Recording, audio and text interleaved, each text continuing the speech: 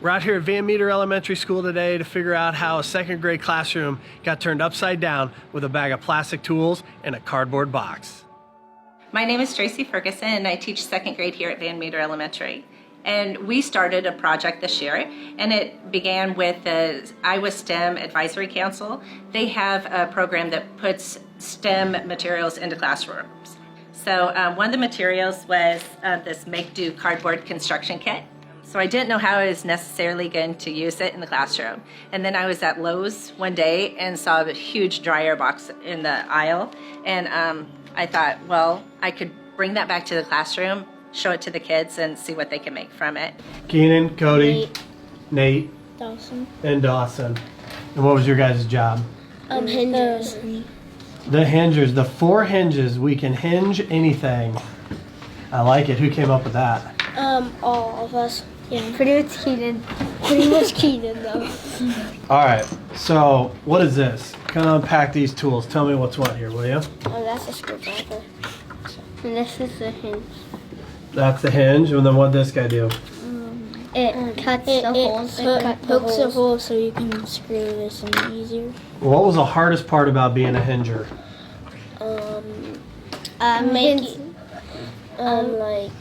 Making sure it was kind of even and making it tight. So we Skyped with John Calinari, the cousins, on HGTVs, the cousins, and he has a new book, and it's called What Can You Do with the Toolbox? And so he read that, and then we kind of came up with 6 different jobs that the kids could apply for to build the house.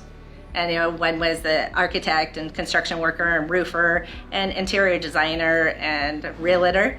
So they all applied for their jobs and took it very seriously, you know, and interviewed, and then that just started everything. Student choice and voice is so important. You need to run with that any opportunity that you have.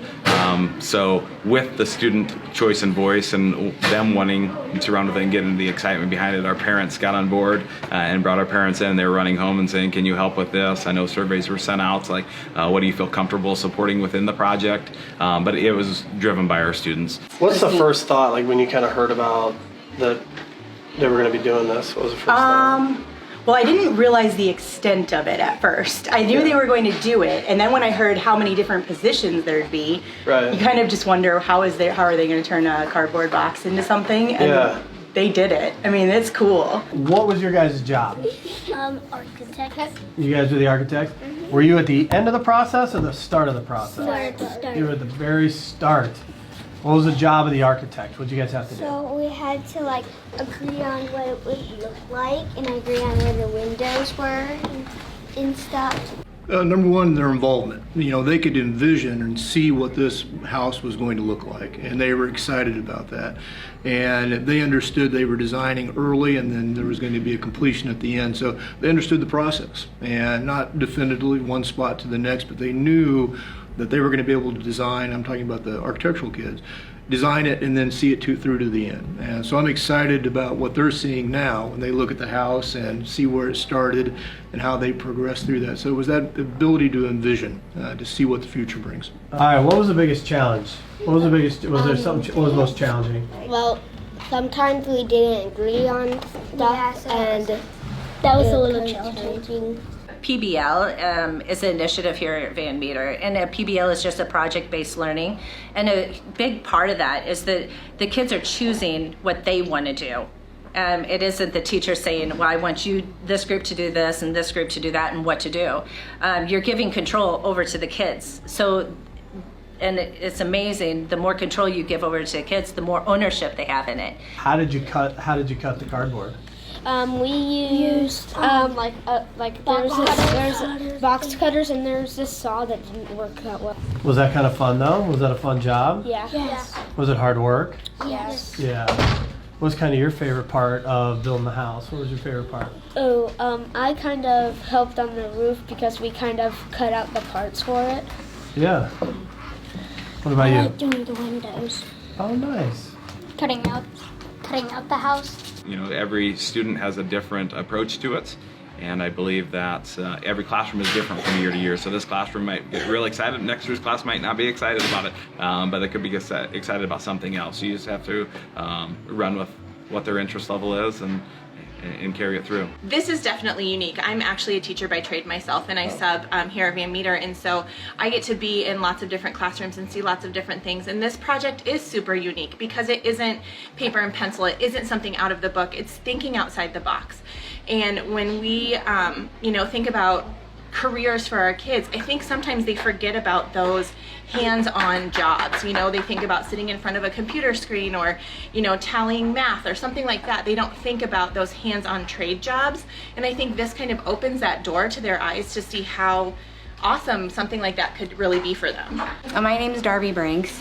I'm Jeff Brinks. And our daughter is Merrick Brinks, and she got the job of interior design, which she loves because she's very artistic, which is my background.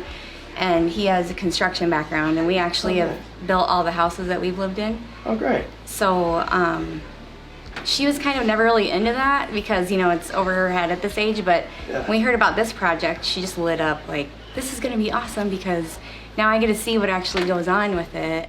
It was fun for me, that's to cool. come in and spend time with the kids and see, just hear what they needed next, and all right, I can do that. That's so cool. Ran into Lowe's one day. We were sitting. We were just sitting inside here, and all of a sudden they were talking about a doorbell, and I was like, "I'll be right back."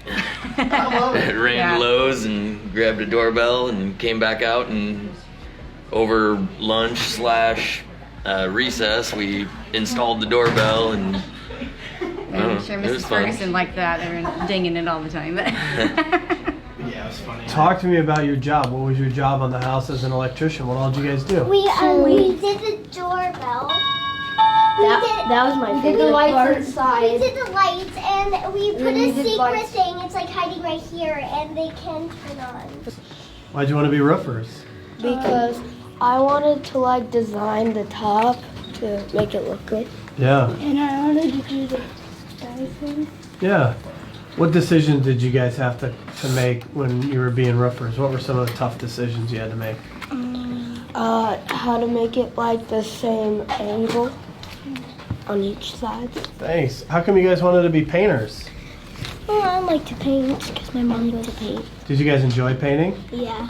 I feel like paint would be really messy. How'd you guys keep the room clean? We put a tarp underneath of it. Yeah. And then we started painting, but not a lot of it dripped, so. Oh, that's Some of it really dripped. good. A little, not a lot. So did you guys get to pick the color, or who picked the color? We picked the color. We helped pick the color with Miss Ferguson and my mom. So you guys are interior designers. How come you wanted to do interior design? My mom, at our house, sometimes we redo my room and we redesign it. Oh, fun. I design things on my own with my mom sometimes. Oh, good for you. That's awesome. I design papers and then I want to do it. Cool. What about you? Well, my dad builds houses and I sometimes help him design them. What do you feel like? What was the biggest challenge? Was it fun to watch the kids It was. kind of overcome challenges? Kind of talk a little bit about that. Yeah, you have, with each group or job, there may be 5 students. So if there was a problem or maybe someone wanted something that someone else didn't have, and I'm teaching while they're working, so they're just having them overcome their problems and talking together and kind of compromise. I mean, compromise is a huge, something that we did too. Yeah. Or the students did together.